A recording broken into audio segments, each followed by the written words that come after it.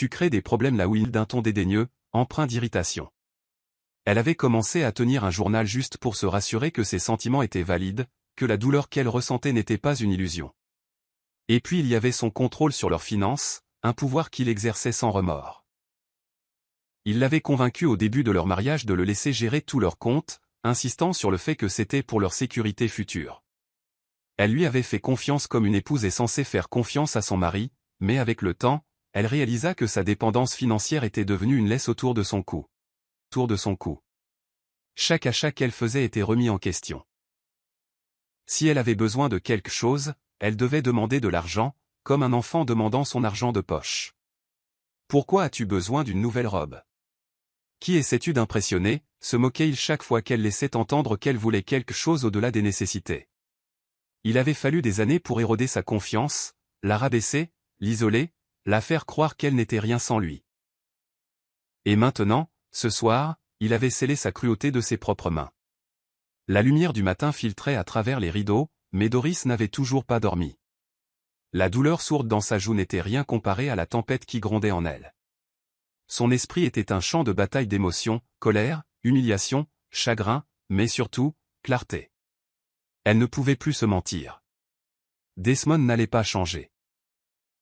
Il ne voyait pas ses actions comme étant mauvaises, car, à ses yeux, elle n'était pas une personne. Elle était une possession. Cette pensée lui fit parcourir un frisson glacial. Plus elle restait, plus elle risquait de se perdre complètement.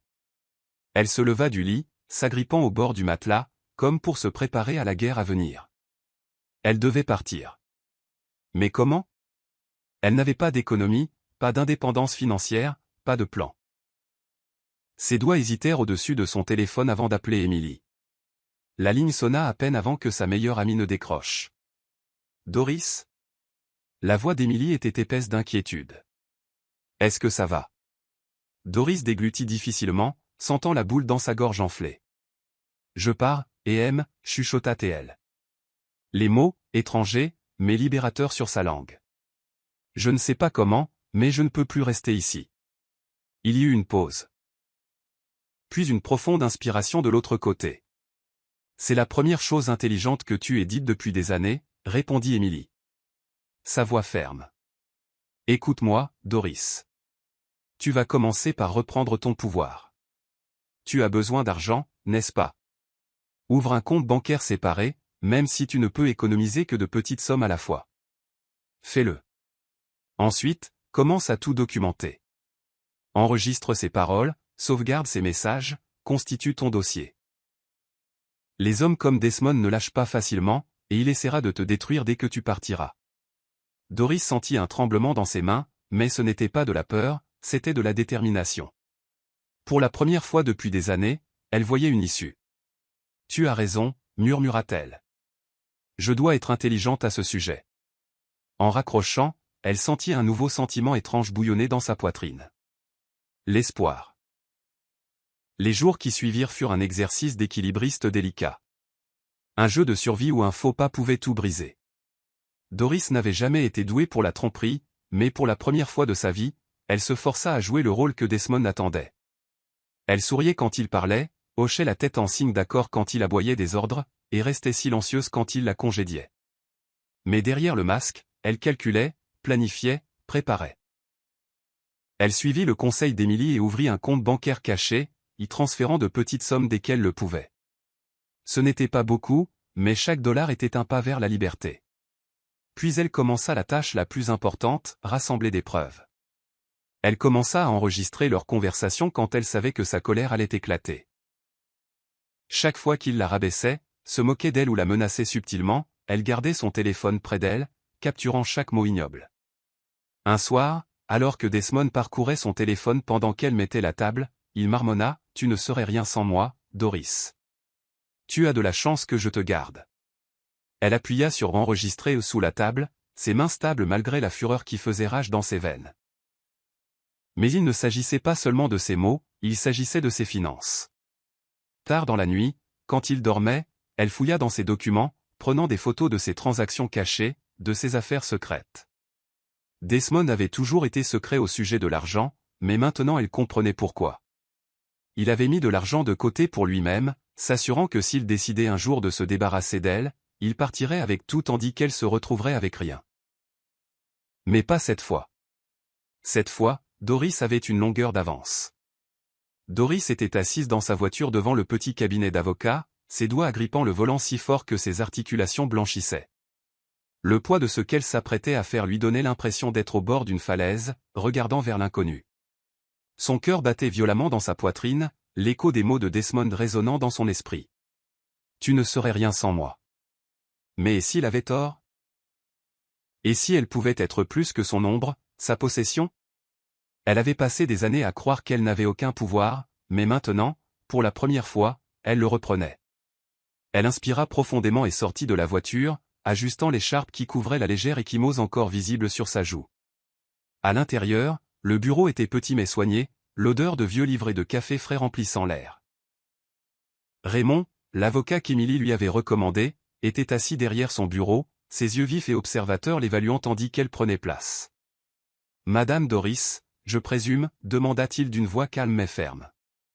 Elle hocha la tête, joignant ses mains pour cacher leur tremblement. « Comment puis-je vous aider » Doris hésita, puis expira lentement. « Je veux divorcer, dit-elle, les mots ayant un goût étranger, mais libérateur sur sa langue. Raymond ne réagit pas avec surprise. Au lieu de cela, il se pencha en avant, ses doigts joints. « Je vois. Et votre mari le sait-il déjà » Doris secoua la tête. « Non, et il ne le peut pas, pas encore. » Elle sortit un petit carnet de son sac et le fit glisser sur le bureau. « J'ai tout documenté, ses abus émotionnels, sa manipulation financière, même des enregistrements de ses menaces. » Raymond parcourut les pages, ses sourcils se fronçant de concentration. Quand il leva les yeux, son expression était illisible. « Vous êtes intelligente d'avoir rassemblé des preuves. Mais les hommes comme votre mari n'apprécient pas de perdre le contrôle. Vous devez être prudente. » Doris déglutit difficilement, la peur qu'elle avait réprimée menaçant de remonter. « Je sais, » chuchota-t-elle. « Mais j'en ai fini d'avoir peur. » Les jours qui suivirent sa rencontre avec Raymond furent une épreuve d'endurance atroce. Chaque matin, Doris se réveillait à côté de Desmond, prétendant être la même épouse soumise et obéissante qu'il avait toujours attendue. Mais sous ses sourires exercés et ses hochements de tête silencieux, une tempête se préparait. Elle se déplaçait dans la maison comme un fantôme, calculant chaque pas, chaque conversation, chaque instant. Desmond, ignorant la révolution qui se déroulait sous son nez, continuait comme d'habitude, la congédiant, se moquant d'elle, faisant des plans sans elle, comme si elle n'était qu'un meuble dans leur maison. Mais il ne savait pas que Doris n'était plus la femme qu'il pensait posséder. Un soir, alors que Desmond était assis dans le salon, parcourant son téléphone, Doris se tenait dans l'embrasure de la porte, le regardant. Quelque chose en elle changea. L'homme qui avait autrefois été son monde entier semblait maintenant petit. Pathétique même.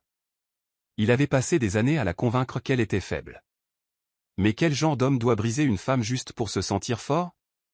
Le moment de clarté la frappa comme un éclair, allumant quelque chose au plus profond de sa poitrine, la colère, le pouvoir, la résolution.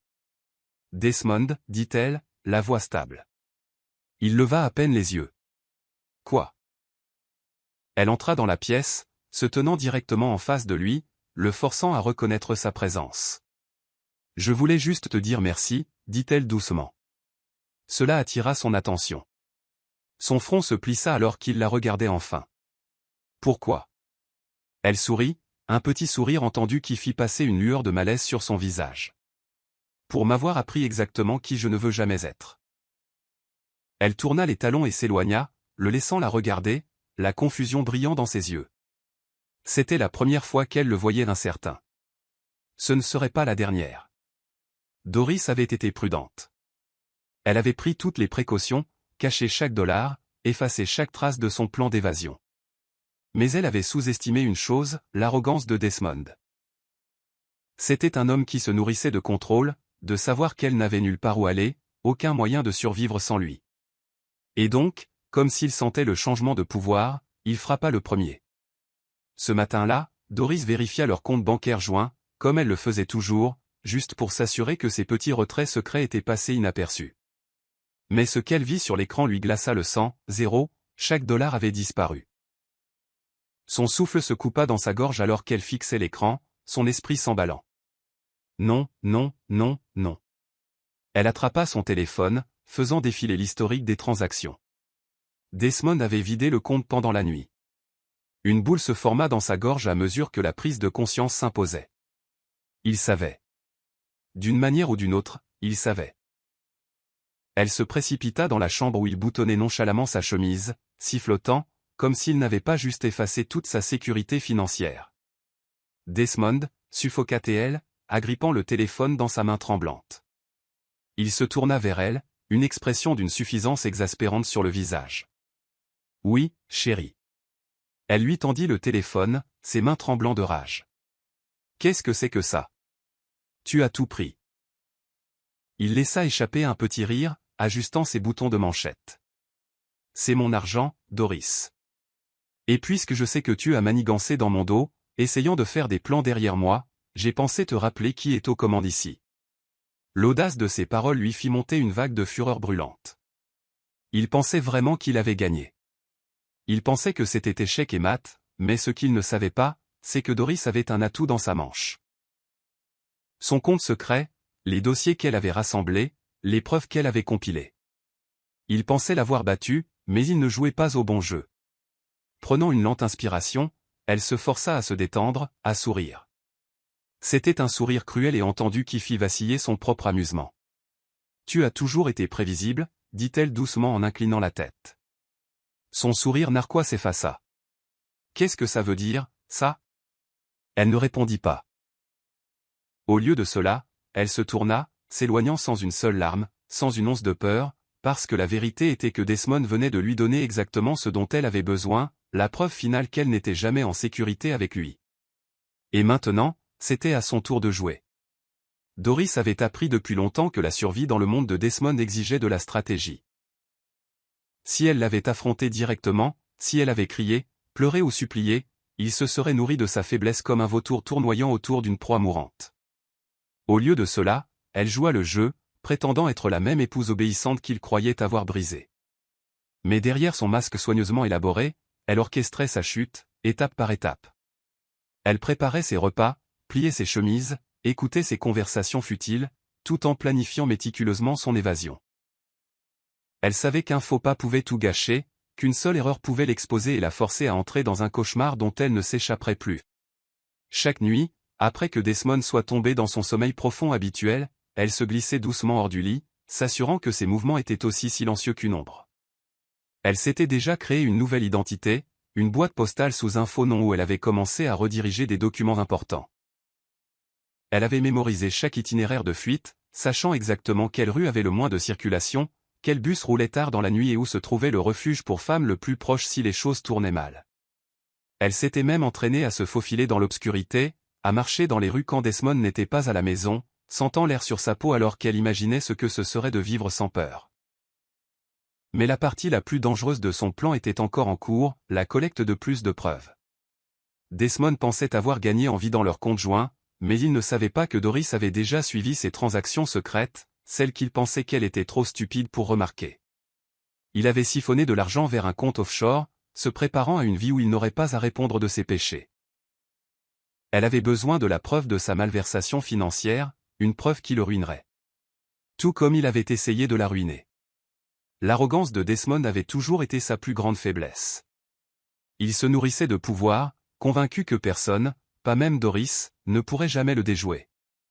Et c'est pourquoi, un jeudi soir chaud, il était assis en face de son père, Richard, dans le bureau faiblement éclairé de leur maison familiale, parlant à voix basse mais sans précaution.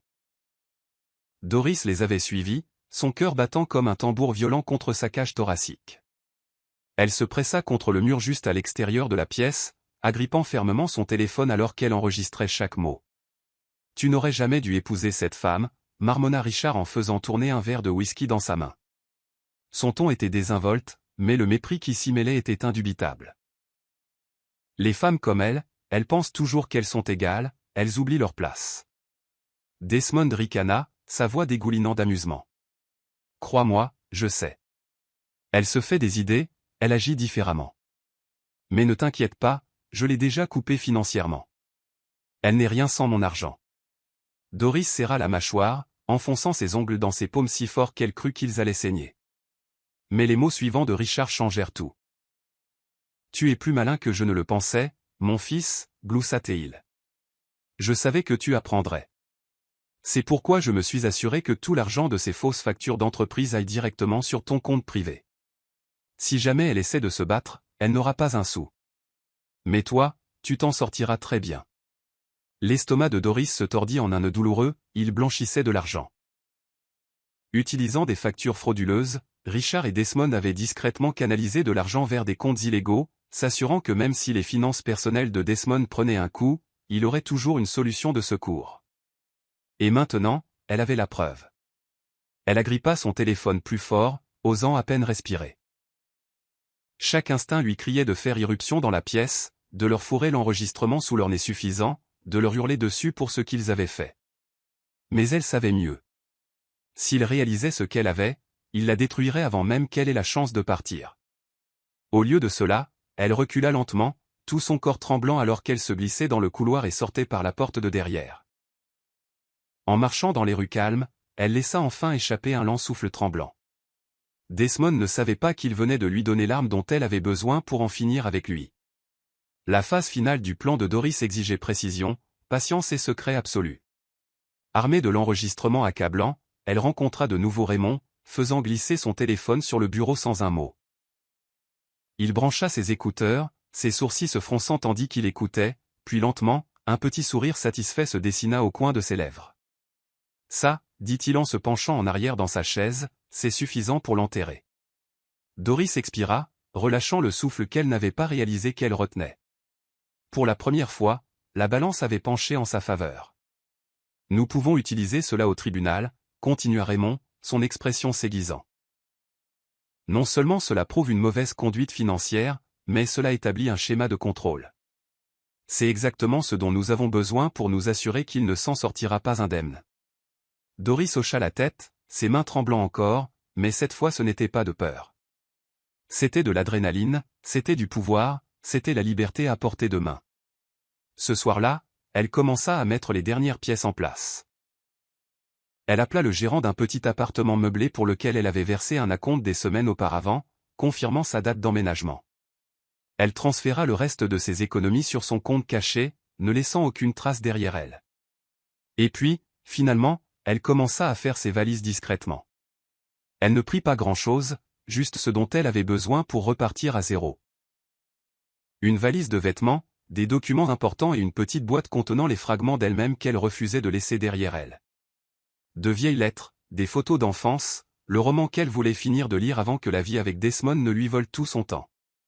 La dernière pièce de son plan était de sécuriser son offre d'emploi, un poste à distance pour lequel elle avait secrètement postulé, s'assurant de pouvoir subvenir à ses besoins une fois libre. Au moment où son email de confirmation arriva, elle ressentit quelque chose qu'elle n'avait pas ressenti depuis des années. L'espoir. En fermant sa valise, ses doigts effleurèrent le métal froid de son alliance. Elle lui semblait étrangère maintenant, comme une chaîne qu'elle avait oublié qu'elle portait. Lentement, délibérément, elle la retira de son doigt, la plaçant sur la table de chevet. Elle n'avait plus aucune signification. Demain, elle partirait. Et Desmond, il ne saurait même pas qu'elle était partie avant qu'il ne soit trop tard. Elle avait passé des années à vivre dans son ombre, mais ce temps était révolu. Au lever du soleil, elle ne serait plus sa femme. Elle serait Doris, selon ses propres termes.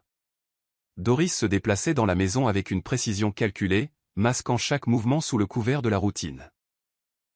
Elle plia le linge comme elle le faisait toujours, mit la table pour deux et prépara le thé du soir de Desmond exactement comme il l'aimait, fort et brûlant, avec juste une touche de miel. S'il remarqua le tremblement de la tasse, il ne le mentionna pas. Il la prit simplement, lui accordant à peine un regard, comme si elle était un fantôme dans sa propre maison. Et peut-être l'était-elle, car après ce soir, elle ne serait plus qu'un souvenir pour cet homme, une ombre effacée de la femme qu'il n'avait jamais vraiment vue.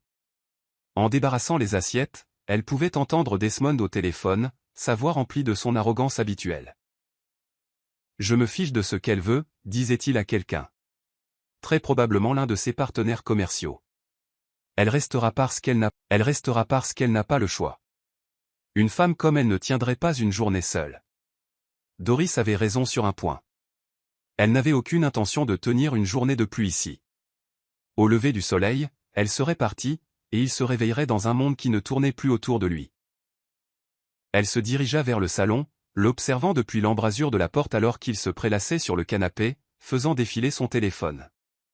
Cet homme, cet étranger qu'elle avait autrefois aimé, n'avait aucune idée que la vie qu'il pensait contrôler lui glissait entre les doigts. Elle se força à parler, gardant sa voix neutre. « Je vais me coucher tôt, dit-elle doucement, attendant sa réaction. Desmond leva à peine les yeux. « Fais ce que tu veux, marmonna-t-il. » Doris hocha la tête, se tournant vers les escaliers, son cœur battant violemment contre ses côtes. Elle avait passé des années à essayer de gagner son attention, son amour, son approbation. Mais maintenant, au seuil de sa liberté, elle réalisa quelque chose qui lui coupa le souffle et la gorge, elle n'en avait plus besoin. Et c'est pourquoi elle ne se retourna pas. L'horloge sonna 3 heures du matin et le monde extérieur était baigné d'obscurité. Doris se tenait au milieu de leur chambre, sa valise faite et prête près de la porte. Elle avait répété ce moment dans son esprit pendant des semaines, mais maintenant qu'il était enfin là, ses mains tremblaient sous le poids de la réalité. Elle jeta un dernier regard autour de la pièce, ses yeux parcourant l'espace qui avait été un sanctuaire, mais qui s'était depuis longtemps transformé en prison. Les murs murmuraient des souvenirs, certains doux, la plupart amers. Le lit où elle avait pleuré jusqu'à s'endormir, le miroir où elle avait tracé les contours des bleus laissés par des mots plus tranchants que des couteaux, le placard où elle avait caché ses peurs, ses rêves, ses espoirs de quelque chose de plus. Il était temps de les laisser tous derrière elle. Elle attrapa sa valise, la soulevant avec précaution pour que les roues ne fassent pas de bruit sur le parquet. Chaque pas dans le couloir était comme marcher sur du verre brisé. Elle atteignit la porte d'entrée, ses doigts s'enroulant autour de la poignée, son souffle court et saccadé. Et puis, de l'obscurité derrière elle, une voix brisa le silence. « Où crois-tu que tu vas ?» Doris se figea, un frisson glacial parcourant sa colonne vertébrale. Elle se tourna lentement, son cœur battant contre sa poitrine alors qu'elle croisait le regard de Desmond, debout en haut de l'escalier, son visage dans l'ombre, illisible. La panique lui serra la gorge, mais elle se força à se tenir droite. À masquer sa peur avec la même indifférence qu'il lui avait toujours montrée.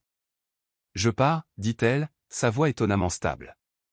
Desmond laissa échapper un petit rire sans joie, descendant les escaliers marche par marche. « Oh, vraiment ? Et où comptes-tu aller exactement ? Tu n'as pas d'argent. Tu n'as pas de maison.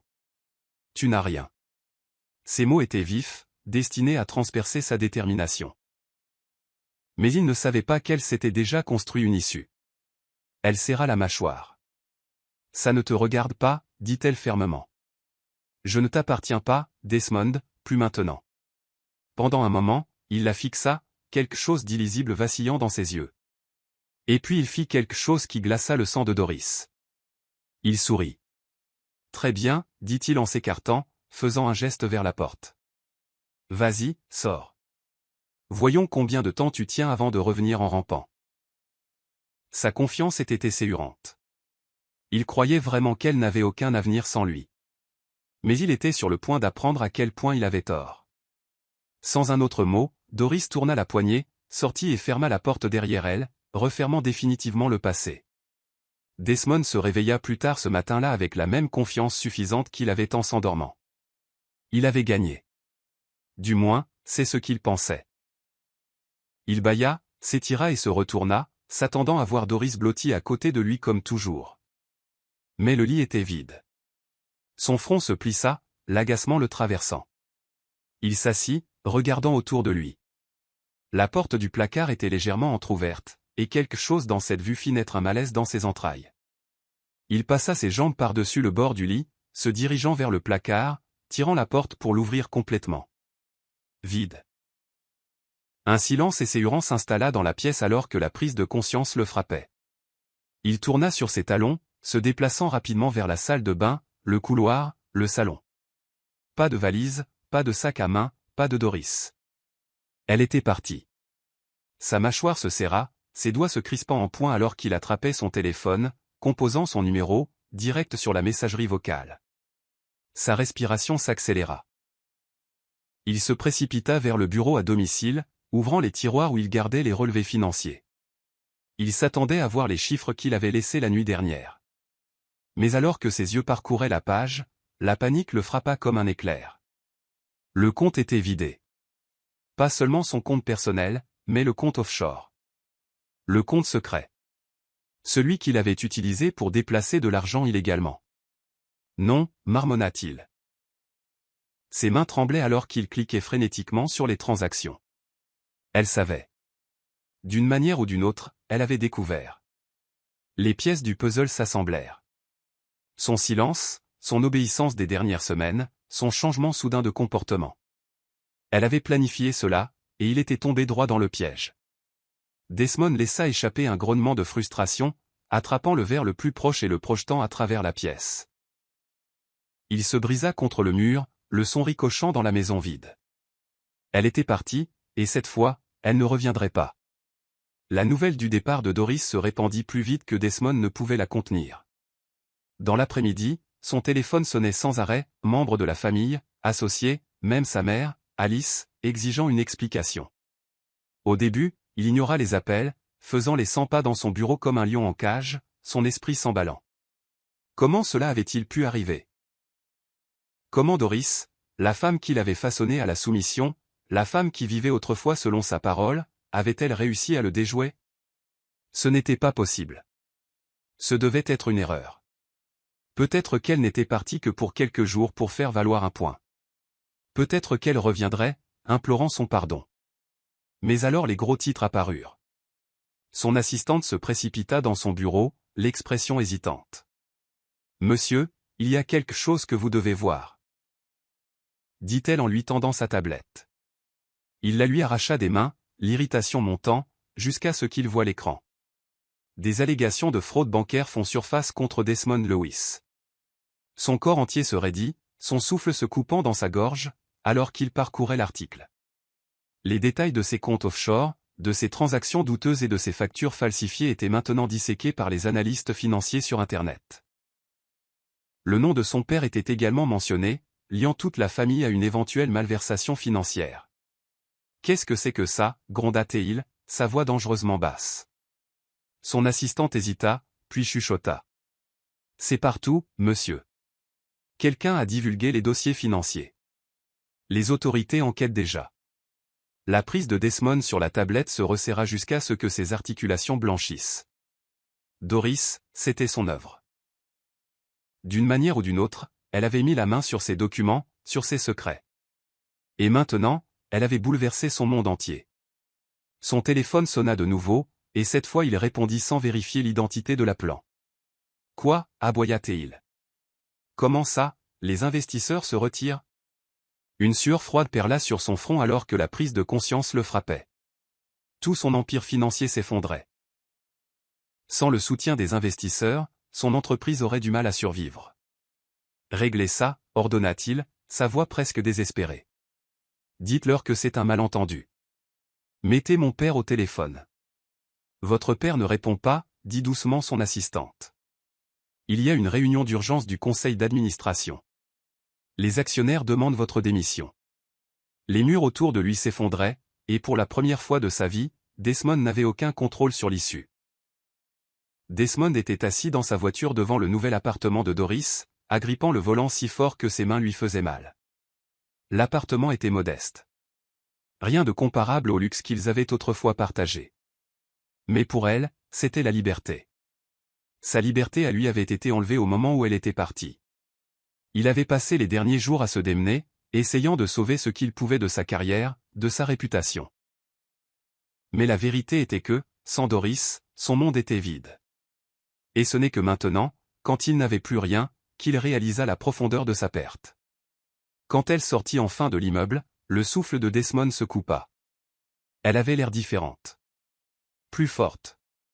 Sa posture n'était plus voûtée dans une soumission silencieuse.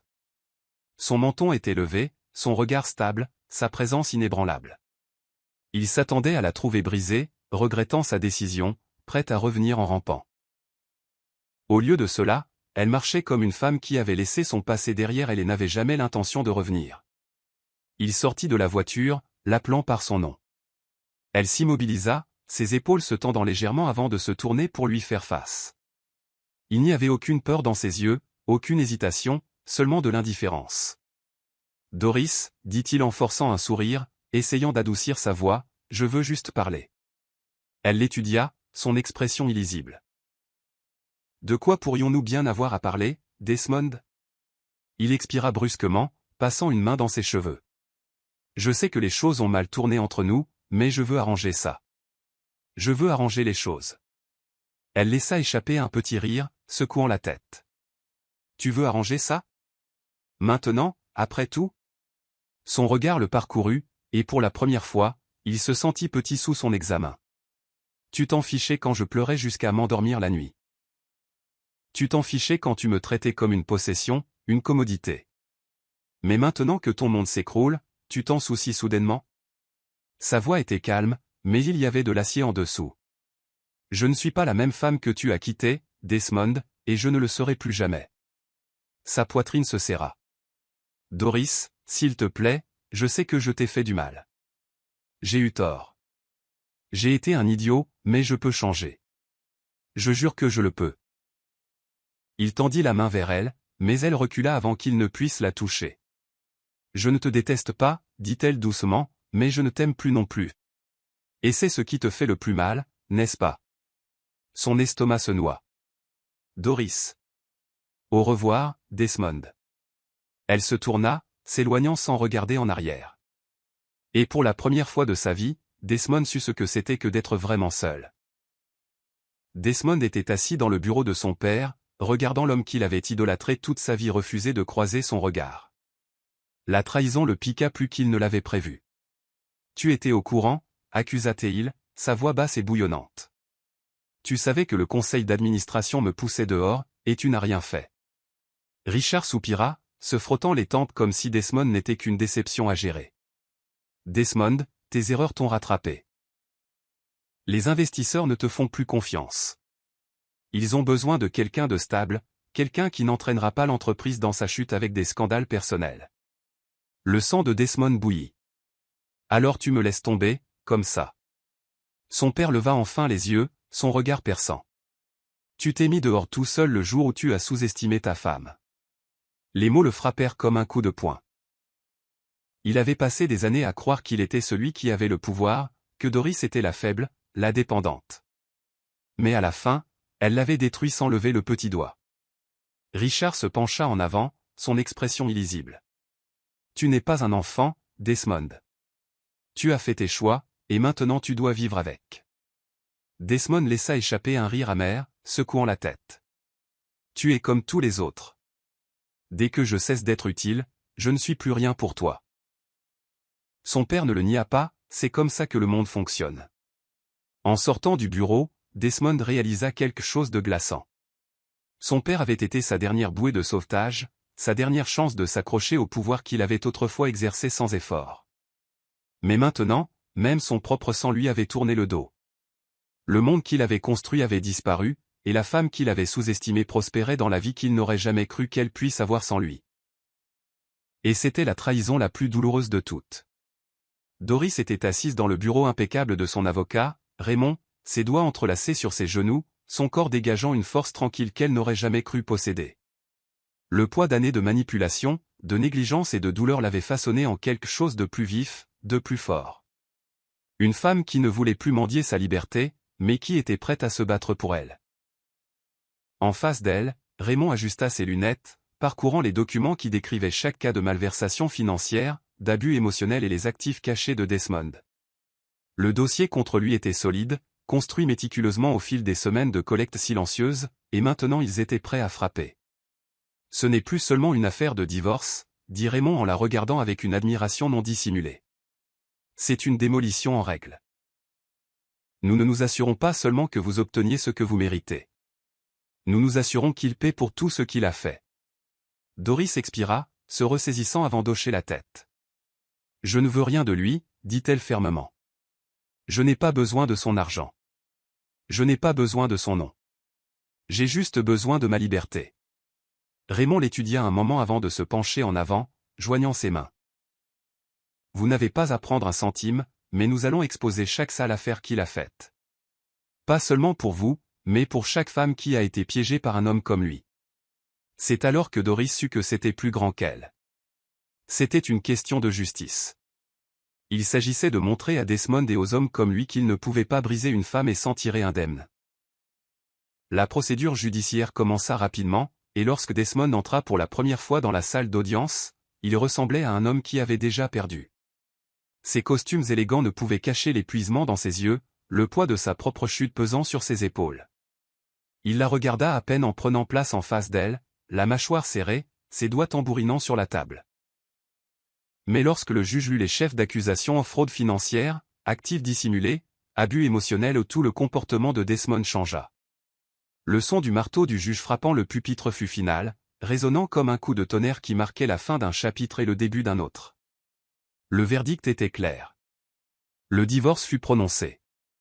Les preuves financières contre Desmond étaient en cours d'examen pour d'autres poursuites, et Doris était officiellement libre.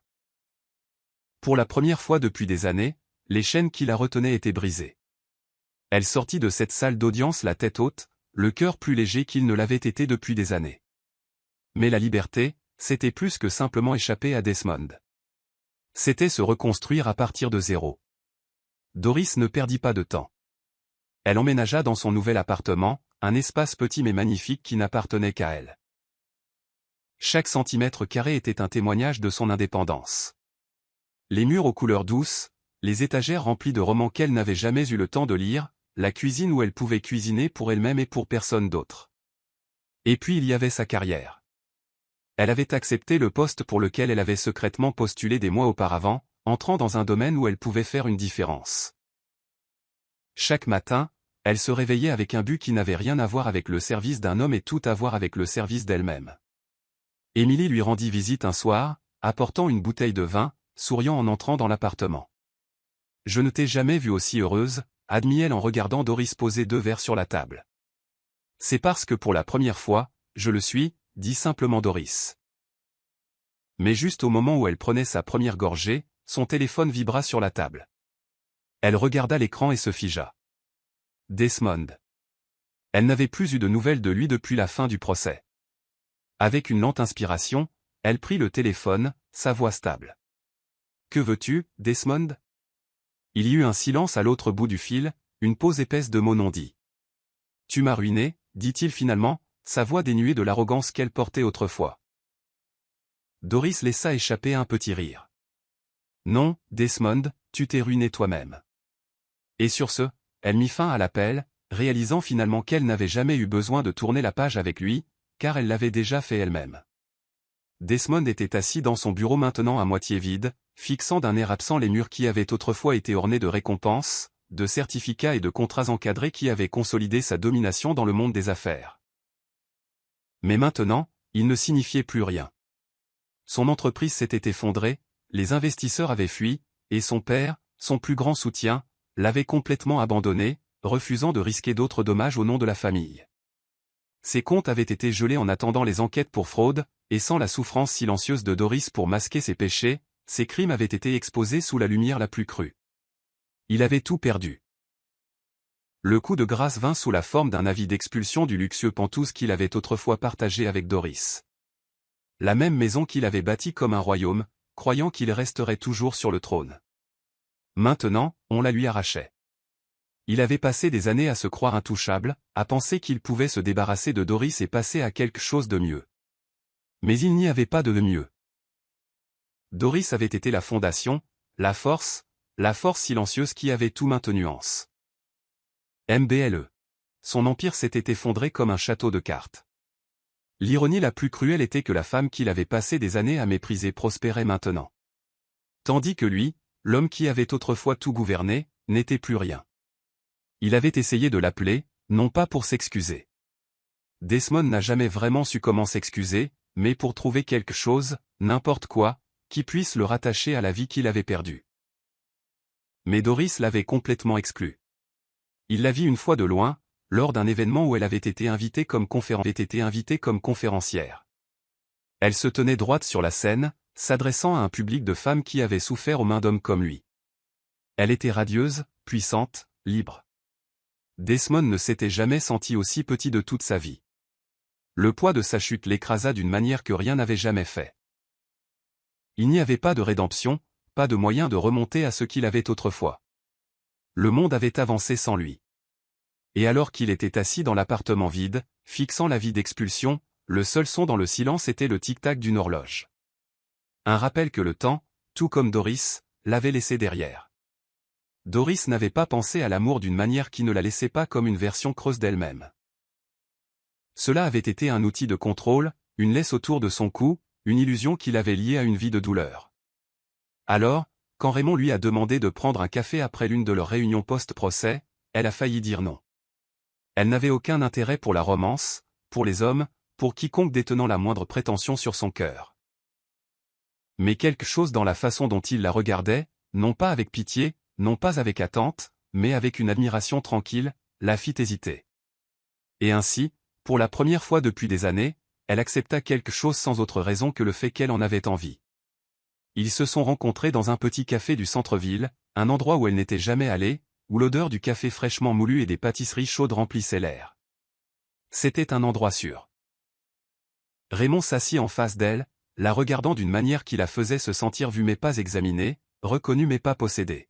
« Je dois être honnête, » dit-il après un moment, posant sa tasse.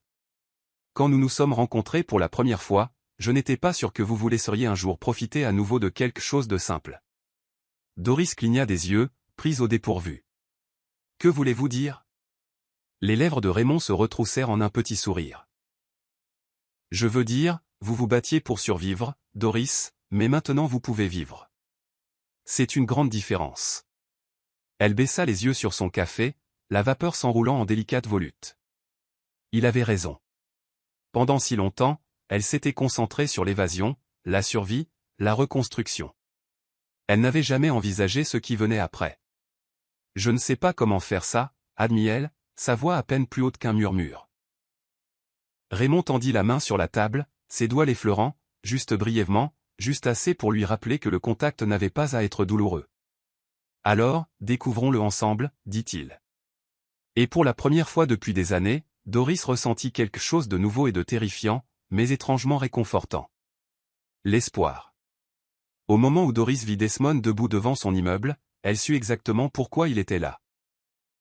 Il n'avait plus rien, pas d'entreprise, pas de réputation, pas d'argent, et maintenant il était revenu, pensant que la femme qu'il avait autrefois jetée comme un vieux costume usé l'attendrait encore dans l'ombre. Mais Doris n'était plus cette femme. Elle avait réduit son passé en cendres et construit quelque chose de plus fort à partir des décombres. Elle prit une profonde inspiration et se dirigea vers lui, ses talons claquant sur le trottoir, son dos droit, sa tête haute. Desmond se tourna au son visage illisible, mais elle vit dans ses yeux le désespoir, le regret, l'effondrement d'un homme qui s'était cru intouchable. « Doris, » dit-il, sa voix plus basse qu'elle ne s'en souvenait. Il avait l'air plus mince, son costume autrefois parfaitement taillé maintenant légèrement ample, sa posture moins imposante. « Nous devons parler. » Elle s'arrêta à quelques pas, croisant les bras sur sa poitrine. « Non, nous n'avons pas à le faire. » Il expira, passant une main dans ses cheveux en désordre. « Écoute, je sais que j'ai tout gâché, je sais que je t'ai fait du mal. » Il hésita, comme s'il forçait les mots à sortir. « Mais je veux arranger ça, je veux nous arranger. » Doris faillit rire de l'absurdité de la situation. Il n'y avait jamais eu de « nous ». Il n'y avait eu que lui, son ego, son contrôle, sa faim insatiable de pouvoir. « Il n'y a pas de nous, Desmond, » dit-elle, son ton sec mais calme. « Il n'y en a jamais eu. Il n'y avait que toi, et ton besoin de me rabaisser pour te sentir plus grand. » Desmond fit un pas de plus, mais elle ne tressaillit pas. Il n'était plus un monstre. C'était juste un homme faible et brisé qui avait tout perdu. « Je peux changer, Doris. Je jure que je le peux. » « Je m'en fiche, » l'interrompit-elle, sa voix inébranlable. « Tu vois, c'est ça que tu ne comprends pas. Je ne te déteste pas. Je ne pense même pas à toi. Et ça, Desmond, c'est ce qui te tue vraiment, n'est-ce pas ?» Son visage se tordit, une lueur de quelque chose qui ressemblait presque à de la douleur traversant ses traits. Mais elle n'attendit pas de réponse. Elle tourna les talons et s'éloigna, sans jamais regarder en arrière. Parce que le passé n'avait plus aucun pouvoir sur elle. Elle était enfin libre. Desmond avait passé toute sa vie à se construire en un homme que les gens craignaient et admiraient. Il avait été puissant, intouchable. Le genre d'homme dont le seul nom pouvait ouvrir des portes. Mais maintenant, ces portes se fermaient sur son nez, une par une. Ses anciens amis. Ceux qui s'étaient autrefois accrochés à chacun de ses mots. Ceux qui avaient ri à ses blagues et porté un toast à son succès. L'évitaient maintenant comme s'il portait une maladie contagieuse. Sa réputation était un poison, et personne ne voulait être associé à un homme qui avait été démasqué comme un fraudeur. Ce n'étaient pas seulement les associés qui lui tournaient le dos. Même sa propre famille prenait ses distances. Son père, l'homme qu'il avait autrefois vénéré, refusait de prendre ses appels, lui disant « Tu m'as embarrassé. Tu nous as tous embarrassés. Tu n'es pas mon fils. » Les mots le blessèrent plus profondément qu'il ne s'y attendait. Il avait passé toute sa vie à essayer d'être l'homme que son père l'avait modelé. Et maintenant, il avait été écarté comme une erreur gênante. Mais l'humiliation la plus terrible est venue lorsqu'il est entré dans un restaurant haut de gamme, du genre qu'il fréquentait autrefois sans réfléchir. Il avait prévu de rencontrer un vieil investisseur. Quelqu'un dont il espérait qu'il serait assez miséricordieux pour lui jeter une bouée de sauvetage. Mais quand il est arrivé, l'hôtesse à l'accueil lui a à peine jeté un coup d'œil avant de dire « Je suis désolé, monsieur Lewis, mais vous n'êtes plus le bienvenu ici. » Pour la première fois de sa vie, Desmond était vraiment impuissant, et ce n'était pas seulement une question d'argent. C'était la prise de conscience qu'il avait coupé tous les ponts, détruit toutes les relations, brisé toutes les connexions qui auraient pu le sauver. Il s'était cru invincible, mais Doris lui avait prouvé le contraire. Elle ne l'avait pas combattu avec violence, n'avait pas crié, n'avait pas supplié. Elle était simplement partie, et en faisant cela, elle avait emporté tout son monde avec elle. Assis seul dans un bar miteux et faiblement éclairé, Desmond comprit enfin ce que signifiait le véritable échec, et la pilule la plus amère à avaler. Il s'était tout infligé à lui-même. Doris était assise dans l'auditorium faiblement éclairé, son cœur stable, sa posture royale. L'événement était bondé, rempli de femmes qui s'étaient rassemblées pour écouter, pour apprendre et pour reprendre leur pouvoir. Elle ne s'était jamais imaginée ici, debout sur une scène, parlant de survie, de résilience, de libération. Mais la voilà, non seulement une survivante, mais une femme qui s'était reconstruite à partir de zéro. Au moment où son nom fut annoncé, des applaudissements parcoururent la salle, et alors qu'elle se dirigeait vers le podium, elle ressentit quelque chose qu'elle n'avait pas ressenti depuis des années, de la fierté. Pas pour quelqu'un d'autre, pas pour Desmond, pas pour son ancien moi qui avait autrefois aspiré à la validation, mais pour la femme qu'elle était devenue. La femme qui avait gagné. Elle ajusta le microphone, ses yeux balayant la foule. Elle vit des visages remplis de désir, de douleur, d'espoir. Ces femmes n'étaient pas seulement là pour écouter. Elles étaient là pour voir la preuve que l'évasion était possible, que le bonheur n'était pas seulement un mythe, mais une réalité. Prenant une profonde inspiration, elle parla, sa voix forte. Pendant des années, j'ai vécu dans un monde où je croyais que l'amour signifiait le sacrifice. Que l'obéissance était le prix que je devais payer pour l'acceptation. Que le silence était la survie. Mais j'avais tort. Elle fit une pause, laissant les mots s'installer, laissant le poids de sa vérité s'infiltrer dans tous les coins de la pièce. On m'a dit que je ne serais rien sans lui, que je ne pourrais jamais me débrouiller seul, et pendant longtemps, je l'ai cru. Mais la vérité est qu'il n'était rien sans moi. Et au moment où je suis parti, j'ai repris tout ce qu'il a essayé de me voler, ma voix, ma force, mon avenir. Les applaudissements furent assourdissants, mais ce qui comptait le plus, c'étaient les larmes qui brillaient dans les yeux des femmes qui la regardaient. Elle n'applaudissait pas seulement. Elle se voyait en elle. Elle réalisait que si elle pouvait s'échapper, elle le pouvait aussi. Après l'événement, Doris s'assit dans un café tranquille, sirotant une tasse de thé chaud, regardant le logo imprimé sur le nouveau jeu de brochure devant elle. Elle avait transformé sa douleur en but. La Fondation pour la libération des femmes était maintenant plus qu'une simple idée. C'était une réalité. Une organisation pleinement fonctionnelle dédiée à aider les femmes à échapper aux relations abusives, à garantir leur indépendance financière et à reconstruire leur vie. 1 an plus tôt, elle était piégée, terrifiée, croyant n'avoir aucune issue. Maintenant, c'est elle qui montrait aux autres la porte de la liberté. En parcourant les documents, Émilie se glissa sur le siège en face d'elle, souriant. « Tu sais, tu devrais probablement ralentir avant de conquérir le monde. Elle la taquina en poussant l'une des brochures. Doris rit doucement, secouant la tête. Je n'essaie pas de conquérir le monde, et aime, dit-elle en traçant les lettres grasses sur la couverture. J'essaie juste de m'assurer que personne d'autre n'ait à vivre ce que j'ai vécu. Émilie se pencha en arrière, la regardant avec une admiration non dissimulée. Tu es incroyable. Tu le sais, ça? Doris croisa son regard, quelque chose de chaud s'épanouissant dans sa poitrine. Pour la première fois, elle y croyait vraiment. Son téléphone vibra sur la table. Et quand elle le prit, elle vit une notification par email d'une femme nommée Amina. L'objet disait « J'ai besoin d'aide ». Doris déglutit difficilement, ouvrant le message. C'était un appel à l'évasion, à la sécurité, à une chance d'être libre. Ses mains se crispèrent sur le téléphone, mais pas de peur, de détermination. C'est pour cela qu'elle avait créé cette fondation, parce que des femmes comme Amina avaient besoin de savoir qu'il y avait une issue. Elle tapa rapidement une réponse, ses doigts stables. On s'occupe de vous. Vous n'êtes plus seul. Et à ce moment-là, elle sut qu'elle avait trouvé sa vocation. Desmond était assis dans la chambre de motel miteuse, l'odeur d'alcool bon marché et de regret épaisse dans l'air. Son costume était froissé, sa cravate jetée sur le sol, ses cheveux autrefois parfaitement coiffés maintenant en désordre, reflétant le chaos en lui. Son téléphone n'avait pas sonné depuis des jours. Les gens qui s'étaient autrefois accrochés à son succès avaient disparu dès que son nom avait été traîné dans la boue. Son père l'avait abandonné. Son entreprise s'était effondrée. Ses comptes étaient gelés en attendant les enquêtes pour fraude. Il n'avait rien. Et pire que tout, Doris prospérait. Il avait vu les vidéos, les articles, les photos d'elle debout sur cette scène, souriante, radieuse, puissante. La même femme qu'il avait autrefois rejetée comme faible, dépendante, incapable de survivre sans lui.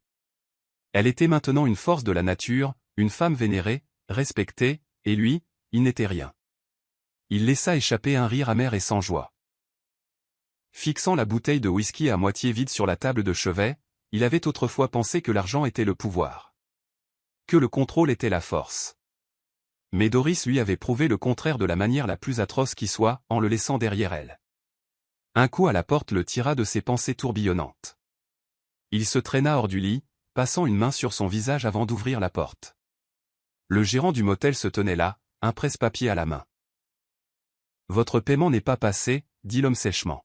« Vous devez régler votre facture ou partir avant demain matin. » Desmond le fixa, son esprit enregistrant à peine les mots. Partir. Il n'avait nulle part où aller, pas d'amis, pas d'alliés, pas de Doris sur qui compter. Il était vraiment seul. Hochant la tête raidement, il ferma la porte, s'appuyant contre elle alors que la réalité s'installait comme un poids de plomb dans sa poitrine. Le Desmond Lewis autrefois craint n'était plus qu'un homme oublié. Et le plus douloureux, c'est que le monde avait avancé sans lui. Doris avait avancé, et il n'avait personne d'autre à blâmer que lui-même. Doris se tenait devant la maison qu'elle appelait autrefois son foyer, la regardant avec une émotion qu'elle ne pouvait pas tout à fait nommer. Ce n'était pas de la tristesse, plus maintenant. C'était peut-être de l'acceptation, de la finalité, la prise de conscience tranquille que cet endroit n'avait plus aucune emprise sur elle. Ce n'était plus qu'une maison maintenant, des briques et des murs qui l'avaient autrefois piégée, un endroit où elle s'était rapetissée pour s'adapter à une vie qui n'avait jamais été vraiment la sienne. Elle passa ses doigts sur le métal froid des clés dans sa main, la dernière chose la liant à son passé. Aujourd'hui, elle était là pour le laisser partir. Émilie se tenait à côté d'elle, l'observant attentivement. « Es-tu sûre de vouloir faire ça ?» demanda-t-elle, sa voix plus douce que d'habitude.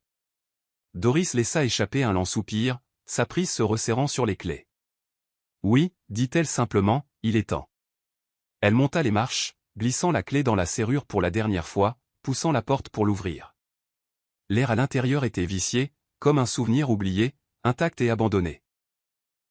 Les meubles étaient recouverts de drap blanc, un fantôme de la vie qu'elle avait autrefois vécue. Elle traversa l'espace, ses talons claquant sur le parquet, s'arrêtant dans le salon, où elle avait passé tant de nuits à attendre le retour de Desmond. Combien de fois s'était-elle assise à cet endroit précis, espérant, priant, se convainquant que les choses s'amélioreraient? Un sourire amer se dessina sur ses lèvres. Elle n'avait plus besoin d'espoir. Elle avait de la certitude. Elle entra dans la chambre, où son placard contenait autrefois des robes qu'elle n'avait jamais été autorisée à porter, des chaussures qu'elle n'avait jamais été autorisée à acheter sans permission. Cette maison avait été une cage, mais elle s'en était libérée. Émilie l'observa attentivement. « Regrettes-tu quelque chose » demanda-t-elle en s'appuyant contre l'embrasure de la porte. Doris passa la main sur la commode, secouant la tête. « Non » dit-elle fermement. « Parce que tout ce qui s'est passé ici m'a façonné en la femme que je suis maintenant, et je n'échangerai ça pour rien au monde. » Elle sortit une enveloppe de son sac, les derniers papiers pour la vente de la maison. À la fin de la journée, cet endroit appartiendrait à quelqu'un d'autre. Elle se tourna vers Émilie, expirant en lui tendant les clés. « Allons-y » dit-elle. Et en sortant de la maison pour la dernière fois, elle ne se retourna pas. L'auditorium était plein à craquer, l'air vibrant d'anticipation. Des femmes de tous horizons, des survivantes aux militantes, des chefs d'entreprise aux jeunes filles en quête d'inspiration, s'étaient rassemblés pour ce moment. Doris se tenait en coulisses, son cœur stable, ses mains étonnamment calmes. C'était son moment, pas celui de Desmond, pas celui de son passé. Le sien. Elle prit une profonde inspiration alors que la voix de l'annonceur résonnait dans la salle. Veuillez accueillir notre conférencière principale, Doris Lewis. Les applaudissements furent assourdissants alors qu'elle montait sur scène, les lumières vives illuminant son visage, sa présence imposante. Elle s'approcha du podium, regardant la mer de visages, voyant l'espoir, la faim, la conviction qu'elles aussi pouvaient reprendre leur vie en main. Elle avait été l'une d'entre elles. Maintenant, elle était la preuve qu'elle pouvait s'élever. Elle ajusta le microphone, prenant un moment pour laisser le silence s'installer avant de parler. « On m'a dit un jour que je n'étais rien sans un homme », commença-t-elle, sa voix inébranlable, que j'étais trop faible pour me débrouiller seule, que je ne survivrais jamais sans quelqu'un pour me soutenir. Et pendant longtemps, je l'ai cru. Un murmure parcourut l'auditoire, des hochements de tête de compréhension échangés entre des femmes qui avaient vécu la même réalité. Doris continua, sa voix devenant plus forte. Mais j'avais tort. Ils avaient tort. Et je me tiens ici aujourd'hui comme preuve qu'aucune femme n'est définie par l'homme qui a essayé de la briser. Le public éclata en applaudissements, mais elle n'avait pas fini. On nous apprend que le silence est la survie. Que l'endurance est la force, que nous devons nous rapetisser pour nous adapter à des espaces qui n'ont jamais été faits pour nous. Mais aujourd'hui, je vous le dis.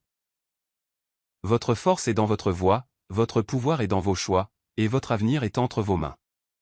Elle fit une pause, balayant la salle du regard, observant le feu s'allumer dans leurs yeux. J'ai quitté une vie qui n'a jamais été vraiment la mienne. Et quand je l'ai fait, je me suis trouvé. Elle sourit, sentant la vérité de ces mots s'installer au plus profond de son âme. Et maintenant je vis, selon mes propres termes, librement, audacieusement, sans excuse. Et vous le pouvez aussi. L'ovation debout fit trembler les murs, mais tout ce que Doris ressentit fut la paix. Elle avait enfin tourné la page sur son passé, entrant pleinement dans l'avenir qu'elle avait construit de ses propres mains. Elle était libre. C'est la fin de l'histoire. Qu'avez-vous appris de cette histoire? Laissez vos réflexions dans la section des commentaires. Laissez un j'aime et n'oubliez pas de vous abonner et d'activer les notifications de publication afin d'être averti chaque fois que nous publierons.